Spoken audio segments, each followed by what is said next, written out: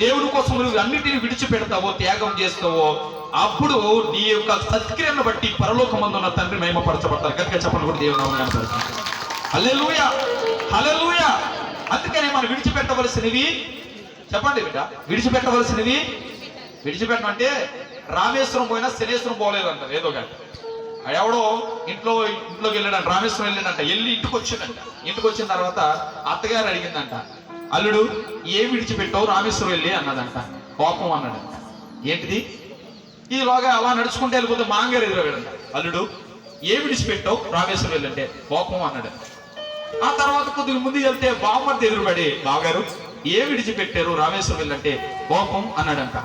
ఈలోగా తన భార్య అలా వచ్చిందంట. వచ్చి ఏమండి ఏ విడిచిపెట్టారు రామేశ్వరం కోపం అన్నాడంట. ఏంటిది? ఇప్పుడు ఎలా చెప్పాడు? ముగ్గురికి ఎలా చెప్పాడు, ఈవిడికి ఎలా చెప్పాడు? ఇంక విడిచిపెట్టింది కోపం.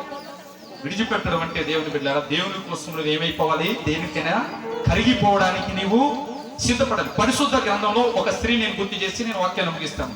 రోమపత్రిక 16వ అధ్యాయము 1-2 వచనం. కెంక్రేయలో ఉన్న సంఘ పరిచారకురాలకు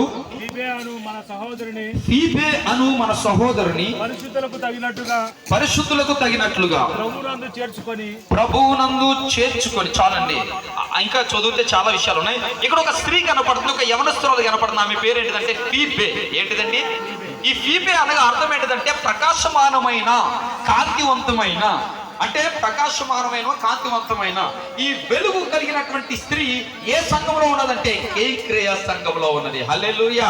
ఒకరు వెలిగించబడాలంటే ఆ వెలిగించబడడానికి ఒక త్యాగం ఉండాలి. ఈ ఫీబేకు ఉన్నటువంటి గొప్ప త్యాగం ఏంటిదంటే దేవుని బిడ్డలారా, ఏ జీతభత్యాలు లేకుండా ఆ పరిశుద్ధులకి పరిచర్య చేస్తుంది. ఈరోజు ఏ పని చేయాలన్నా ముందు మనకేం కావాలి? నెలకి ఇంత ఇస్తారా?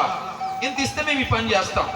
ఒక రోజుకి ఇంత ఇస్తే ఈ పని చేస్తాం. కానీ ఇవి ఉన్న ప్రత్యేకమైన గుణం ఏంటంటే పరిశుద్ధులకి ఏ జీతభత్యాలు లేకుండా పరిచర్య చేయడం.